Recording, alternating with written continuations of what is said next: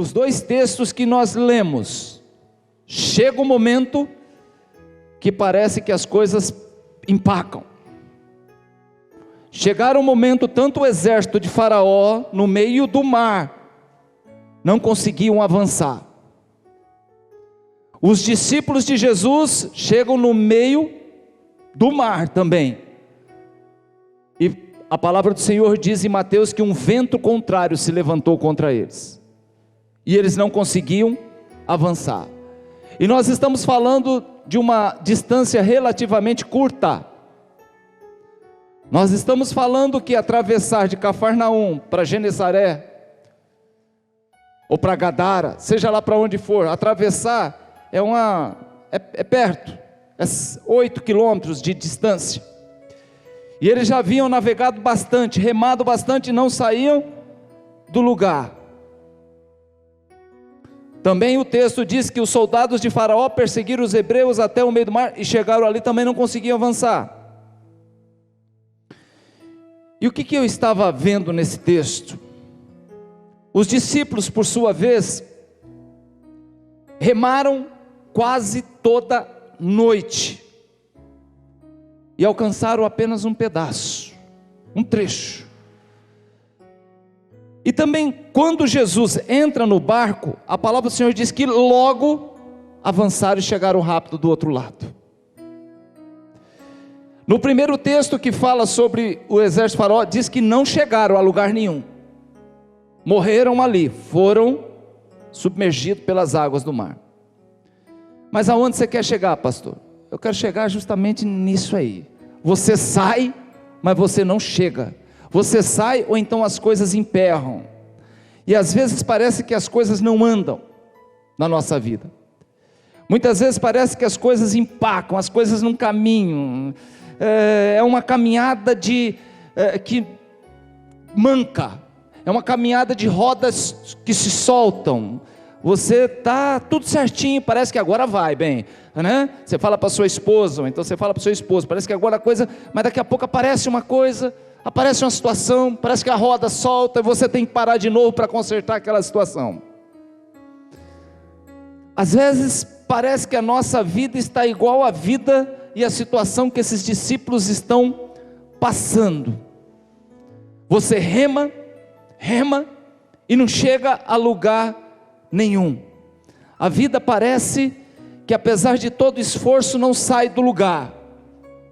Você olha para a sua vida e você fala: eu estou parado ainda aqui. Já passou 2019, eu estou aqui. Passou 2020, eu estou aqui. Está indo 2021, eu continuo aqui. Eu não cheguei, eu não atravessei, eu não venci. As coisas não andam. Muitas vezes é no casamento. Você se esforça, você rema, mas parece que a vida no casamento está estacionada, não avança. Na vida profissional, você rema, você tem a sua vida profissional ali praticamente certinha, você faz tudo direitinho, mas parece que não sai do lugar. Relacionamento, você rema nos seus relacionamentos e você pega a sua vida sentimental emperrada e não consegue também chegar a lugar nenhum. Vida financeira, você luta, rema, e financeiramente parece que está sempre no vermelho, que não avança. Nós ficamos ali patinando nas areias da existência humana, e como foi esse ano? Do mesmo jeito do ano passado, retrasado, por aí vai, parece que está empacado o negócio. Talvez você tenha já uma boa experiência, você já tem alguns anos já de convivência, você já é uma pessoa de meia idade, e você percebe que a sua vida estacionou. O que você fala parece que dentro de casa já não tem mais peso. Em alguns assuntos você é tratado com indiferença, parece que estacionou. Você chega na meia idade, é o momento de você decolar, e você vê a sua vida aí, e de repente você vê que regredir. Você parece que você vai atrofiando sua autoestima, não avança. Você se sente muitas vezes repetitivo, porque você está sempre falando as mesmas coisas e as pessoas não se importam. Parece que você está andando em círculo e não avança. O homem ou mulher de meia idade que já remou muito nessa vida, percebe um pouco daquilo, entende um pouco daquilo que eu estou falando. Jovens, se tem para meia idade, também tem para os jovens. Os jovens lutam, e eu sei que jovens lutam. Jovens lutam e não lutam pouco não. E parece que é para subir uma ladeira ensaboada, de paralelepípedo ensaboada. Parece que você está tentando subir uma escada rolante ao contrário. Já viu criança no shopping? A escada rolante descendo e ele está brincando de subir. Parece que na vida dos jovens é assim, para alguns jovens é assim. Parece que a escada rolante está descendo e ele está tentando subir. Ele fica tentando. Quanto mais esforço, mais ele se cansa, mas não avança. Não sai do jeito que você quer. Isso te deixa frustrado, chateado. A palavra do Senhor diz, e esse texto ele está em pelo menos 3 evangelhos, está em João, está em Marcos, está em Mateus. E esse texto diz que, no evangelho de Mateus, diz que Jesus ordenou, entre no barco e passe para Cafarnaum. Os discípulos, o que eles fazem? Obedecem. Você recebe uma palavra, uma ordem, uma direção de Deus, que você faz? Você obedece. Eles descem do monte, entram no barco e começam a navegar. Jesus não está no barco, mas Jesus observa, e a palavra do Senhor diz que lá de cima Jesus via ele se fadigando, cansando e não avançava. Jesus onde estava? O texto de Marcos diz que Jesus ficou orando, e ele via lá de cima, do meio, lá de cima do monte, ele via lá no meio do lago, o vento forte, que assolava o barquinho dos discípulos. Enquanto os discípulos remavam e lutavam contra as ondas, Jesus observava. E aqui está o ponto chave da palavra. Jesus observava. Estava na luta lá embaixo. Jesus estava com eles? Não, mas Jesus observava. Não tirava os olhos deles. E aqui é um dos primeiros experimentos, e é sobre isso que eu quero falar nessa manhã com vocês. É um dos primeiros experimentos de Jesus em deixá-los sozinhos. Era necessário. Eu não sei se você, pai ou mãe, já teve essa experiência de deixar seu filho sozinho pela primeira vez. Ai, Ari, dá um, né, Fabinha? Mandar o menino, você vai hoje na padaria sozinho, né? Eu te garanto que os primeiros experimentos de pais que deixou o filho ir na mercearia ou na padaria sozinho, isso deu um pouco de angústia a primeira vez. Pegar o ônibus sozinho. Qual foi o pai e a mãe aqui que não ficou com o coração apertado do meu filho pela primeira vez pegar o ônibus sozinho? Ou então a filha: mãe, deixa eu ir na festinha da minha amiga de escola.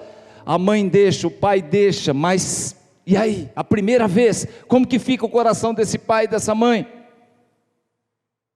O filho vai cortar o cabelo sozinho, ou então pegar um avião.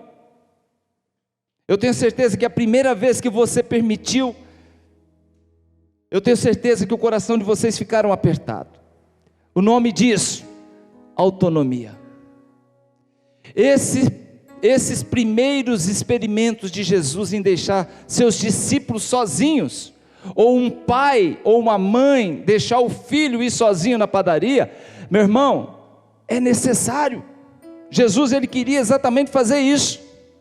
São importantes porque fazem parte de um processo de maturidade. Cedo ou tarde isso vai ter que acontecer. Cedo ou tarde isso teria que acontecer na vida dos discípulos.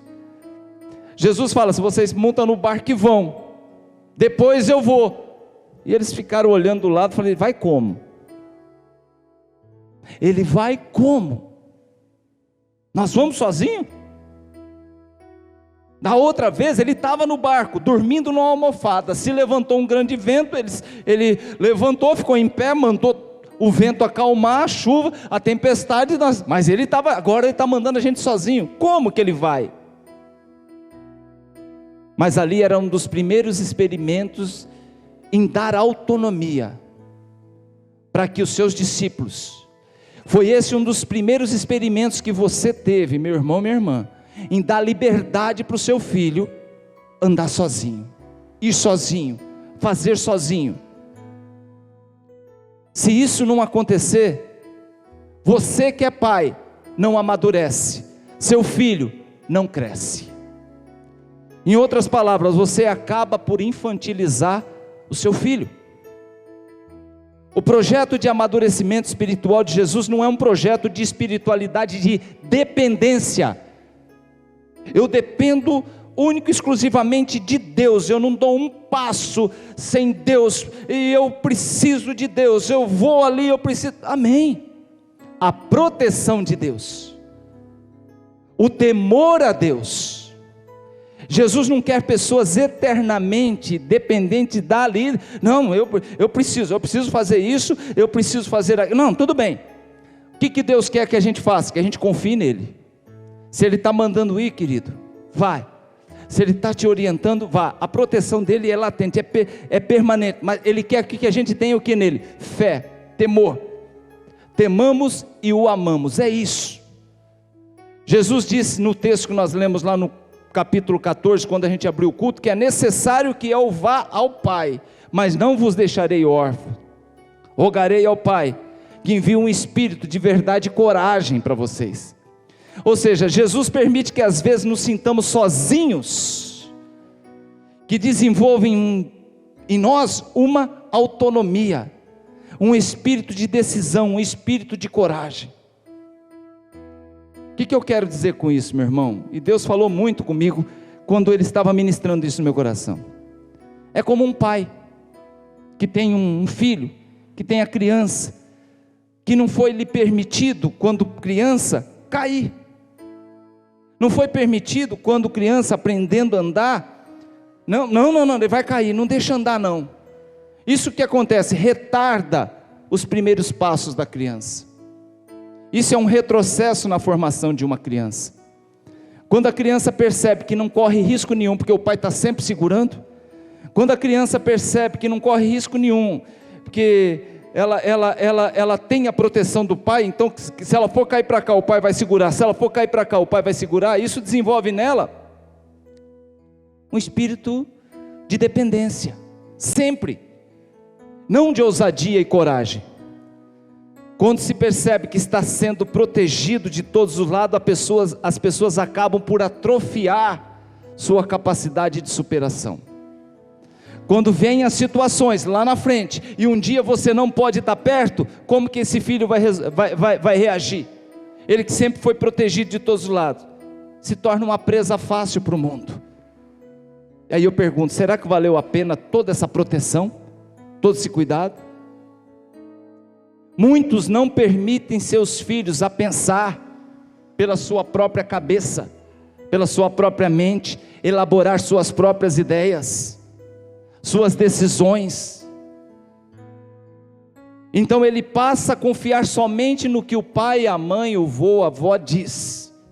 O dia que chegar alguém, porque ele passa a depender do que os outros pensam, do que os outros passam. O dia que chegar alguém e oferecer um negócio diferente para ele experimentar, sabe o que ele vai fazer? Ele vai aceitar, porque ele aprendeu a confiar no que os outros falam.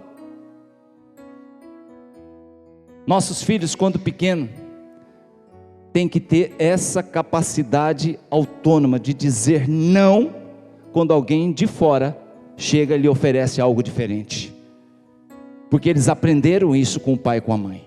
Eles não precisam ter o pai e a mãe ali na hora para falar, não, eu não quero isso. Eles não precisam do pai e da mãe estar ali na hora com eles para falar, não, você não vai dar isso, meu filho, porque tem momento que a águia vai voar, tem momento que a mãe águia, o pai águia não vão estar juntos, e aí? Jesus mandou aqueles discípulos entrarem no barco, atravessar para o outro lado, e ele disse que depois iria. Diante dos problemas que enfrentaram, poderiam pensar que foram o quê? Abandonados. Mas não foram. O abandono tem muito a ver com solidão. O adestramento e aprendizado, muitas vezes a gente adquire, sabe como? Não na solidão, a gente aprende na solitude. E solitude eu já preguei aqui que é diferente de solidão. Solidão é quando você não tem ninguém, quando você se sente sozinho. Solitude é aquele momento que você tira para você ler uma palavra, você não quer a presença de mais ninguém, você quer um momento seu com Deus, é um momento seu para você pensar, é um momento seu para você crescer. A solidão é passar por situações difíceis sozinho, sem ninguém, abandonado à própria sorte. Solitude não, solitude é passar por situações difíceis e aprender nessas situações difíceis, crescer e ter confiança e autonomia e experiência, confiando em Deus. E às vezes precisa. Eu, quando deixei a minha filha dar a primeira volta no quarteirão sozinha, ela tirou carta, mas ela não sabia, ela não tinha, e quando eu deixei ela dar a primeira volta no quarteirão com o meu carro, eu não estava abandonando a minha filha. Aquele momento era um momento de solitude dela, um momento dela com ela mesma. Quando eu entreguei o carro para o meu filho ir pela primeira vez para São Paulo, sozinho, eu não estava abandonando ele. Eu quero que vocês peguem esses exemplos e joguem para o texto, que Jesus não abandonou os discípulos. Jesus estava dando para eles a liberdade deles fazer, deles caminhar, deles enfrentar o problema com eles mesmos. Estar sozinho nem sempre é solidão, meu irmão. Estar sozinho muitas vezes é solitude. Os discípulos estavam passando por um momento sem Jesus. Para quê, pastor? Para exercer sua fé e sua coragem. Tem gente que muitas vezes, até hoje, tem dificuldade de orar. Não tem um momento de solitude, ele e Deus. Já corre para algum irmão, ou para a igreja, ou para o pastor, fala: pastor, é como se fosse um guarda-chuva de oração, né? Não desenvolver esse momento único com Deus, esse momento gostoso com Deus. Então eu fico pensando, gente, olha, nós aprendemos então que quando nós percebemos um certo afastamento, parece que Deus nos abandonou. Na verdade Ele não nos abandonou, Ele está nos ensinando. Tem pessoas passando por alguma situação, fala: Deus não liga para mim. Deus liga, Deus está observando. Jesus estava lá no monte vendo os discípulos lá embaixo, a luta estava difícil, Jesus falou assim: não, deixa eles remar mais um pouco, no momento certo eu desço. Tem gente que quando passa por luta acha que Deus abandonou. Pré-adolescente tem muito disso. Pré-adolescente não ganhou o iPhone que queria do pai e da mãe, acha que foram abandonados. Não, meu querido, você está sendo ensinado, você está sendo ministrado, isso não é abandono. Muitas vezes passa por situação, ele sozinho, mas é o pai que ama, deixa muitas vezes passar por essa situação sozinho, para ele crescer. E muitos jovens não entendem isso, muitos jovens começam a se amaldiçoar, dizendo que o pai e a mãe não amam eles. Ama, filho. Jesus não abandonou, Jesus deixou um pouco sozinho para que eles aprendessem, para que eles enfrentassem a situação. Muitos pais, muitas vezes, é tido como ignorante, é tido como alguém que abandonou. Não, na verdade aquele pai está dando uma oportunidade de ouro, para que seu filho cresça.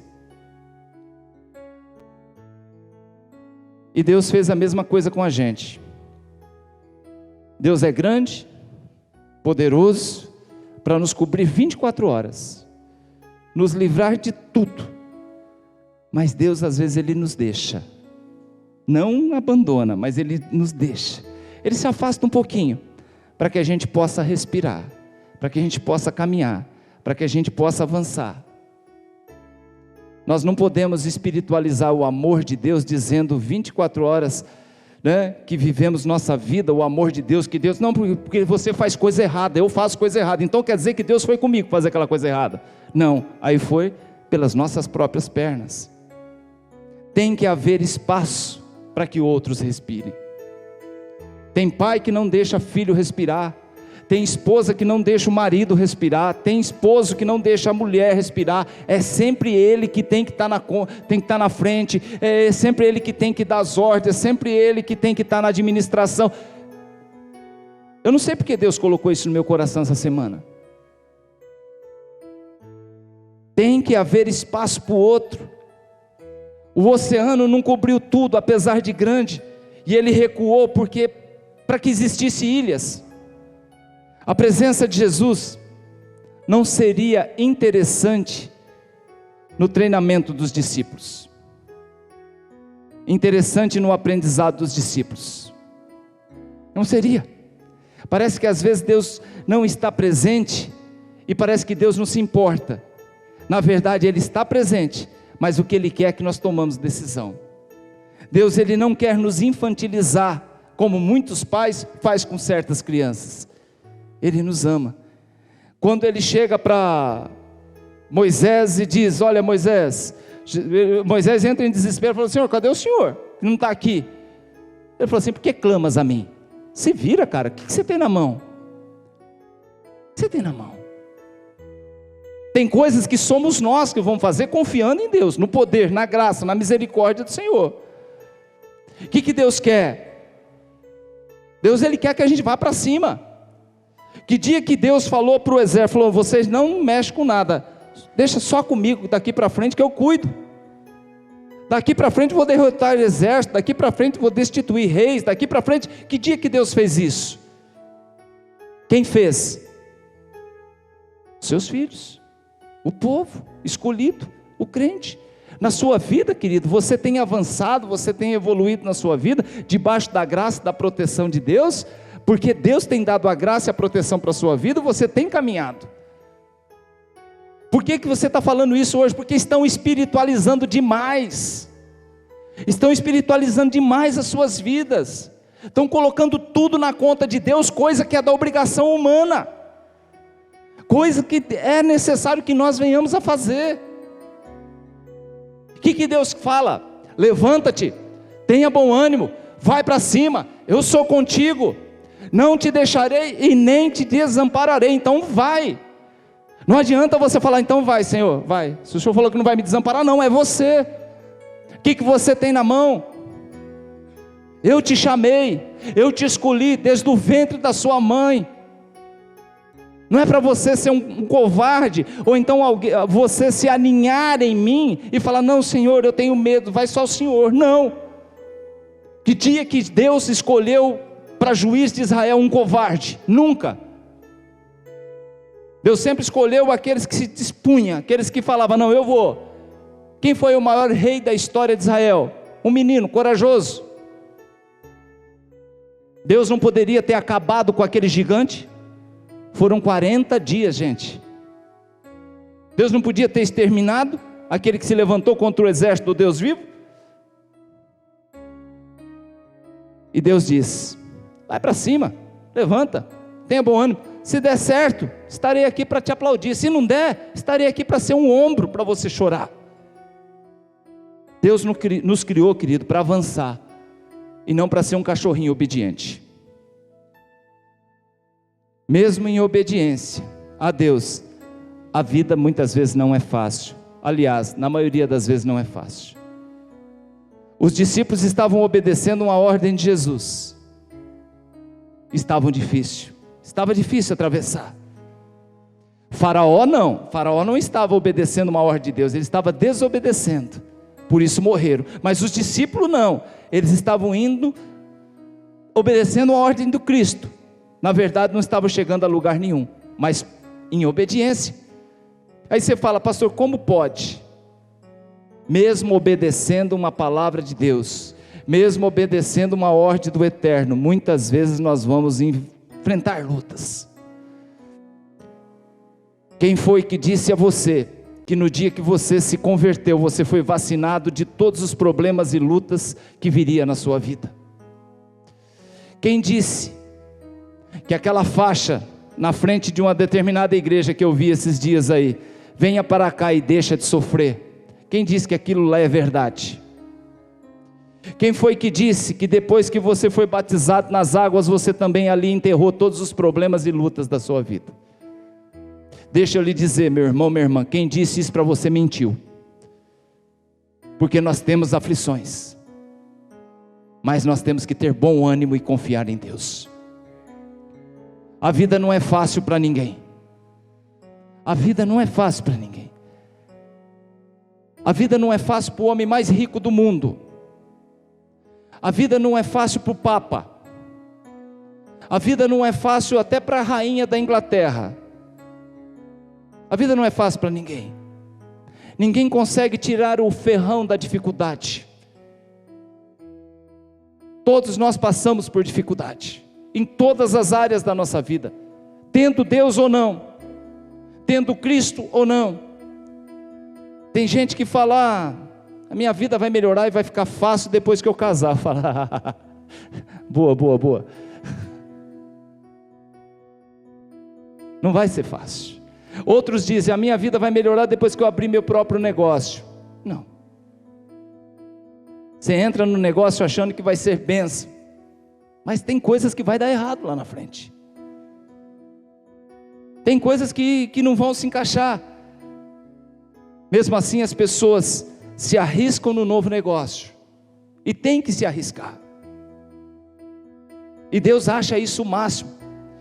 Pastor, por que Deus permitiu os discípulos que passassem por tanto tempo remando, e ele somente observava?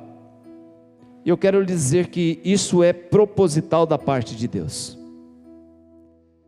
porque nós gostaríamos de ter uma vida leve, sim ou não? A gente gostaria de ter uma vida suave, uma vida branda, né? Sem problemas, mar de almirante, céu de brigadeiro. A gente queria isso na nossa vida, mas Deus não pensa assim. Deus permite algumas situações para que nós sejamos curados e libertos. Tem algumas coisas na nossa vida que a gente não gosta nem de falar. Tem algumas coisas na nossa vida que a gente não gosta nem de citar, mas é necessário. Quando você está com uma ferida, você vê aquela camadinha branca em cima da ferida, aquilo é pus. Você fala, pastor, que coisa nojenta. Querido, mas aquilo é necessário. É um indicador que o seu corpo está reagindo em cima da ferida. Outras pessoas, quando passam mal, tem o vômito. Você fala, pastor, que coisa nojenta. Sim, mas é necessário. Porque muitas vezes, se você não vomitar, você morre. As pessoas muitas vezes chegam e falam assim, pastor, a febre é horrível. Não, a febre é um indicador que tem algum tipo de infecção, que o seu organismo está lutando. Isso é bênção. Então, querido, nós queríamos ter uma vida que não tivesse nada disso. A gente queria ter uma vida onde as coisas corressem tudo bem, mas não é assim. É necessário passar por algumas situações para que a gente cresça. Se não tivesse nada disso, desses sintomas que eu falei para você, nós todos já teríamos morrido. É nesses momentos indigestos que nós crescemos. Muitos querem uma vida sem remar. Aqueles meninos, aqueles discípulos remavam. Sabe como que esses pensam hoje dentro da igreja? Eu vou à igreja, o pastor fala somente aquilo que eu quero ouvir, aquilo enche meu ego, minhas ambições carnais, saio satisfeito do culto dizendo que foi tremendo. Mas isso faz você crescer? Quando precisar colocar força total no remo do barco da vida, onde vai estar a sua espiritualidade? Eu fico preocupado muitas vezes até com jovens. Nós estamos vivendo uma geração assim, que tem um potencial incrível. E eu não prego só na nossa igreja, eu prego em outros ministérios. O jovem tem um potencial enorme para crescer espiritualmente, mas muitas vezes estão vindo à igreja não com desejo de absorver, de se alimentar. Não prestam atenção na palavra, ensandecidos muitas vezes com o celular na mão, trocando mensagem no meio do culto. Isso não é só jovem, isso é adulto, tem até idoso, todo mundo. Meu irmão, que vocês estão perdendo um momento de ouro na vida de vocês. Fará falta lá na frente. Se tornarão crentes raquíticos, sem força. Agora aquele jovem que chega, pastor, eu quero aprender.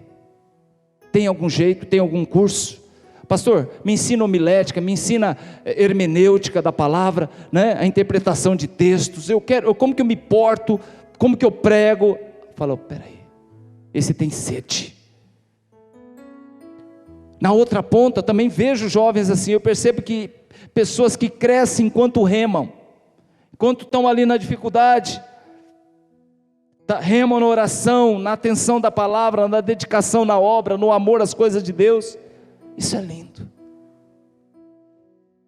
Para fechar aqui, eu queria dizer para você o seguinte: Deus não nos abandonou.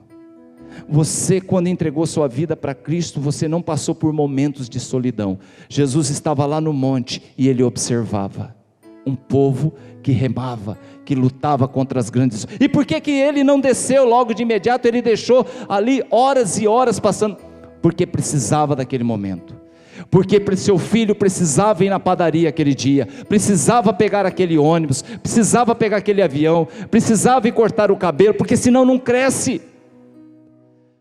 Infantiliza a criança para sempre. Você vai ter um filho de 30, 40 anos, ô mãe, você já fez café? Isso é a hora de acordar, filho, 10 horas da manhã, você fez? E a mãe fala, sabe o que? Aqui infantilizou, sim meu bebê, está prontinho, morninho do jeito que você quer. Gente, se nós não colocarmos a prova de fogo, não cresce. Se não deixar remar, não cresce. Se a igreja não remar, também não cresce. Se pastores não remar diante das dificuldades, não cresce. Se dentro do seu casamento você não remar, você não cresce. Se na educação dos seus filhos você não se esforçar, você não cresce. Fica esperando, deitado no sofá, com a barriga ali, daquele tamanho, com uma panela de pipoca, esperando as bênçãos cair do céu, você não cresce. Deus quer que você cresça, por isso Ele deixou os discípulos remarem sozinhos. Deus quer que haja uma evolução na nossa vida, no nosso casamento, na nossa igreja, na educação dos nossos filhos, na nossa espiritualidade. Por isso que é difícil orar, é difícil ler a Bíblia, é difícil vir à igreja, é difícil louvar, é difícil ouvir coisas da parte de Deus. Isso é remar. Não significa que Jesus está ali de braços dados com a gente, mas Ele nos observa, Ele intercede por nós. Ele se coloca na frente quando Satanás levanta. É nessa hora que a gente precisa da presença dEle. Nele você não toca, porque é um menino de oração, é uma menina de oração. Nele você não toca, é um pai de família, é um escolhido meu. Não toca, meu irmão, não toca, não toca. Cadê Jesus, gente? Gente, cadê Jesus que não me ajuda a remar? Que dia que você viu Jesus remando o barco na Bíblia? É você que rema. Você está querendo que Jesus reme para você? Você está querendo que Ele coloque um motor de popa lá atrás? A palavra do Senhor diz que Ele chegou ao barco, subiu no barco, e logo chegou do outro lado. Logo. Eram quantas horas remando, a vida não anda, mas quando Ele entrou no barco, logo chegaram. O que aconteceu? Encurtou a distância? Não. As coisas mudam. A gente se sente diferente quando a gente sente que Ele está com a gente. A gente percebe que alguma coisa muda. Parece que fica agradável. Parece que você ora. Parece que você busca com mais satisfação. Parece que as coisas começam a andar. Você não está abandonado. Jesus não te abandonou, meu querido. Ele te observa qual será seu próximo passo. Ele te observa como você vai agir.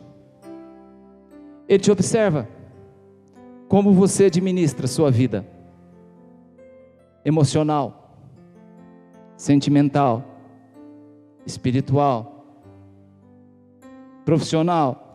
Ele observa. Ele observa. Não significa que Ele te deixou, te largou.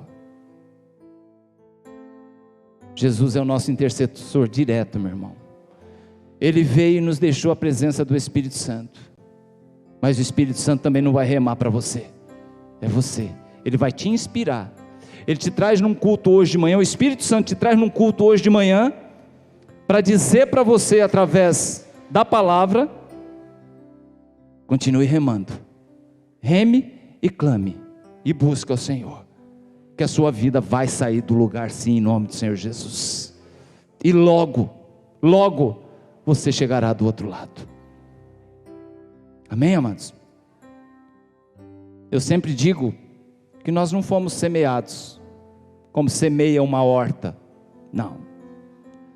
Porque se você é semeado, a profundidade que uma semente cai e é coberta pela terra é mínima. Eu sempre digo que nós não fomos semeados, nós somos plantados por Deus. Por quê? Você semeia hoje e nasce alface. Agora, para plantar um jacarandá, você precisa plantar, fazer a cova e plantar. Um carvalho, pastor, mas isso demora muito. Mas quando vier a próxima tempestade, você vai ver quem é quem. Quando vier uma chuva de granizo, você vai ver quem que é o alface e quem é um carvalho. É isso que Deus quer da gente. Se coloque em pé, por favor.